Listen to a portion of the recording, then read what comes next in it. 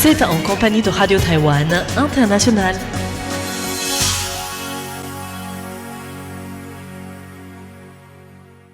Bonjour à toutes et à tous, bienvenue sur les ondes francophones de Radio Taïwan International. C'est Sasa qui vous présente le programme de ce lundi 9 mars 2026. Tout d'abord, Tiffen Lee vous proposera l'actualité taïwanaise du jour.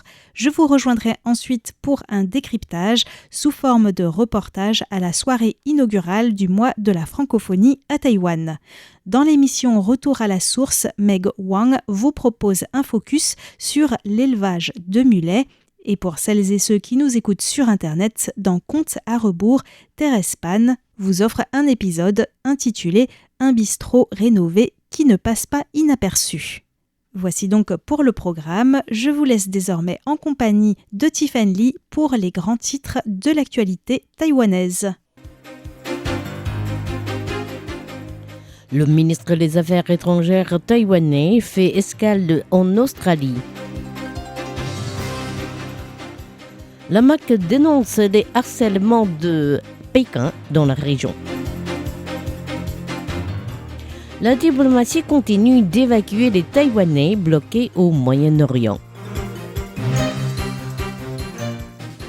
Le ministre de l'économie nie toute pénurie de gaz pour mars et avril.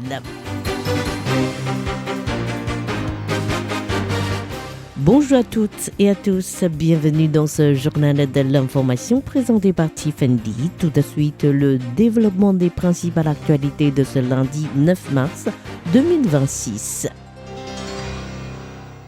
Le ministre des Affaires étrangères taïwanais fait escale en Australie.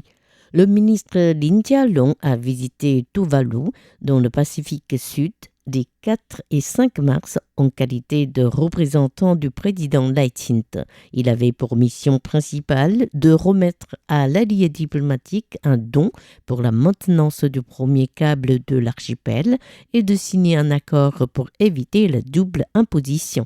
Sur son trajet de retour, Lin Jialong a profité de son escale en Australie pour rencontrer le député australien Hugh McDermott du Parti des travailleurs et des représentants de la Chambre de commerce taïwanaise sur place, ainsi que de visiter Sydney avant de reprendre son chemin vers Taïwan. Ce passage a été révélé par les médias après le retour du chef de la diplomatie à Taïwan. Notons que, comme beaucoup d'autres pays, l'Australie ne maintient pas de relations officielles avec Taïwan. La MAC dénonce les harcèlements de Pékin dans la région. À Pékin se tient actuellement la 4e session de la 14e Assemblée populaire nationale et la 4e session du 14e Comité national de la Conférence consultative politique du peuple chinois. Le ministre chinois des Affaires étrangères, Wang Yi, a assisté à une conférence de presse de cet événement politique le 8 mars, durant laquelle il a souligné l'opposition de Pékin à l'unilatéralisme et à tout harcèlement entre nations. Aujourd'hui, lorsqu'il s'exprimait dans le cadre d'une discussion à Taipei autour des sessions plénières des deux organes chinois, le vice-président de la Commission ministérielle des Affaires continentales de Taïwan, Shen Youzhong, a évoqué les propos de Wang Yi. Dans ses propos adressés au Moyen-Orient et aux États-Unis, Wang Yi a dit s'opposer à l'unilatéralisme et au harcèlement. La pratique de la Chine à l'heure actuelle, dans l'Indo-Pacifique et surtout dans le détroit de Taïwan, ne révèle-t-elle pas de l'unilatéralisme, des harcèlements ? Pékin refuse de dialoguer avec le gouvernement élu par les Taïwanais et continue à isoler et à réprimer Taïwan sur le plan diplomatique. Shen Youzhong a appelé Pékin à reconnaître le fait historique interdétroit en soulignant que la République de Chine n'a jamais disparu et continue bel et bien à exister à Taïwan. La diplomatie continue d'évacuer les Taïwanais bloqués au Moyen-Orient. Depuis les frappes israélo-américaines en Iran le 28 février et les ripostes de l'Iran lancés dans les pays voisins, la situation au Moyen-Orient reste très tendue. De nombreux pays s'efforcent d'évacuer leurs ressortissants de la région en guerre.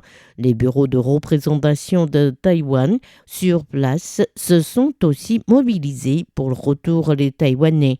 Le ministère des Affaires étrangères a affirmé aujourd'hui avoir déjà évacué 1280 personnes, dont 252 personnes sont arrivées hier. Ces opérations se poursuivront selon le porte-parole du ministère, Xiao Guangwei.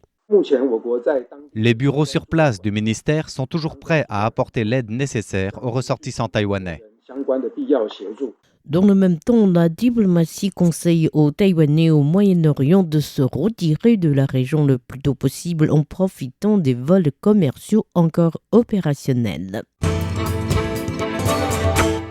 Le ministre de l'économie nie toute pénurie de gaz pour mars et avril.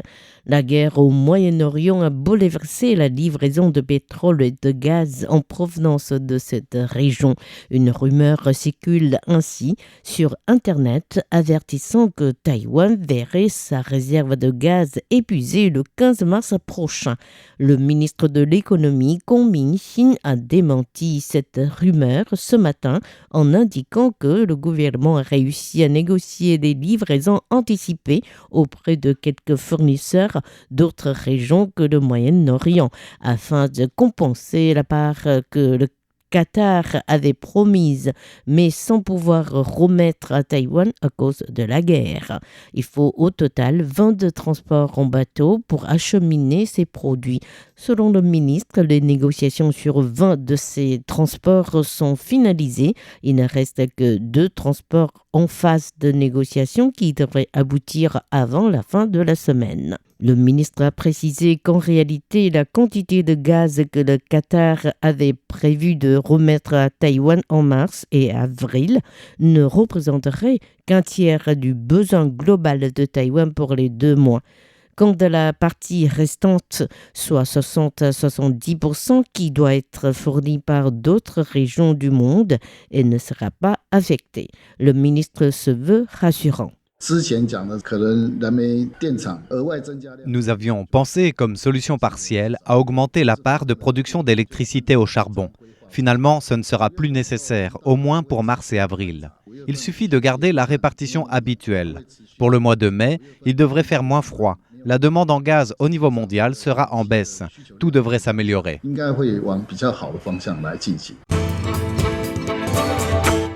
Grippe aviaire, 2 fermes touchées à Yunlin.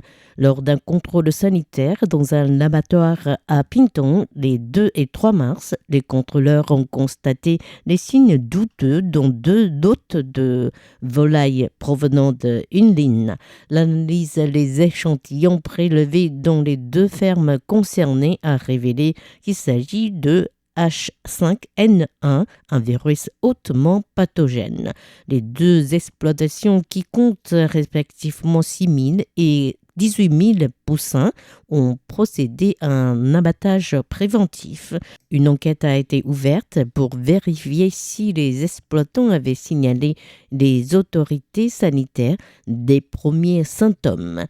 Selon la loi sur la gestion des maladies animales contagieuses, si l'exploitant en question n'a pas fait le rapport dès le premier symptôme, il est passible d'une amende maximale d'1 million de dollars taïwanais, soit 27 192 €. En outre, il ne sera pas dédommagé pour les volailles abattues pour raisons sanitaires. Selon les règlements en vigueur, l'exploitation ayant signalé des anomalies peut être dédommagée à hauteur de 60% de la valeur de ces volailles abattues. Le chef de la commune de Guangfu, mis en examen pour ne pas avoir évacué les villageois avant les inondations de Fata'an.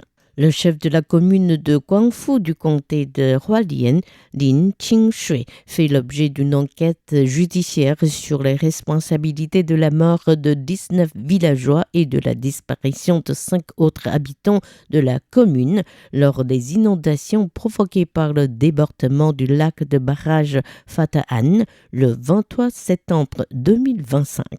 Selon la conclusion du bureau des procureurs en charge du dossier, Lin Qingshui a ignoré l'avertissement du commandement central des secours qu'il a sommé d'évacuer les 271 villageois de la zone à haut risque.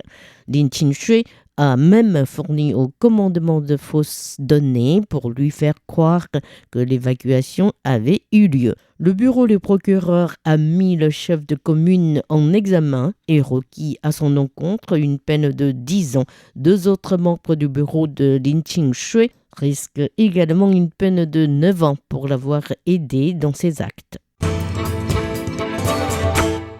2 cirques français au menu de l'exposition des lanternes à Chiayi. Bien que la fête Les Lanternes 2026 date d'il y a déjà une semaine, les célébrations se poursuivent, notamment d'expositions nationales des lanternes dans le comté de Chiayi, dans le sud-est du pays. Dans le même temps, les visiteurs peuvent assister à des spectacles et des concerts les 6 jours durant de l'exposition du 8 au 13 mars. Parmi les groupes qui se produisent figurent 2 cirques français, Romy Ménage et Planète Vapeur. Ce dernier présente au public son cheval mécanique gigantesque. Rappelons que 2026 est l'année du cheval. Sont également présents des groupes asiatiques tels que Shirotori Odori, danse d'oiseaux blancs du Japon, Gario de tambour japonais et le cirque Gwandae de Corée du Sud. Bien entendu, les groupes taïwanais sont encore plus nombreux, parmi lesquels Chai Fund Music Workshop, qui présente de la musique traditionnelle chinoise, et U Theatre, spécialisé dans des percussions et l'interprétation des œuvres au gros tambour. La plupart de ces spectacles sont présentés sur la place en face du siège des autorités du comté de Chiayi.